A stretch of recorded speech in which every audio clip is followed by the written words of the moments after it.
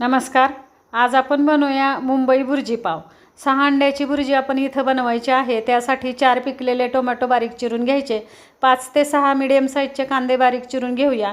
1.5 पळी तेलावरती कांदे फोडणीला टाकूया. कांदा छान असा नरम परतून घ्यायचा आहे आपल्याला, मऊ होईपर्यंत. त्याच्यामध्ये कोथिंबीर, आलं लसूण पेस्ट आणि हळद घालायची. खमंग असा हा मसाला परतून झाला की टोमॅटो घेऊया. टोमॅटोही छान आपल्याला 5 ते 7 मिनटासाठी परतून घ्यायचे. हा सगळा मसाला परतून झाला की लाल मिरची पावडर आणि चवीनुसार मीठ घ्यायचं. इथं मिरची पावडरच्या ऐवजी तुम्ही हिरवी मिरचीही घेऊ शकता, छान होते भुर्जी. अंडी घेऊया, अंडी फोडणीला टाकूया आणि 5 ते 7 मिनटासाठी ही भुर्जी सतत आपल्याला परतत राहायची. पूर्णपणे भुर्जी सुक्की झाली की 1 लिंबाचा रस पिळायचा. चिरलेली हिरवी कोथिंबीर घ्यायची आणि पावाबरोबर मुंबई भुर्जी पाव आपला तयार आहे. पावाबरोबर ही भुर्जी सर्व करायची. धन्यवाद मंडळी.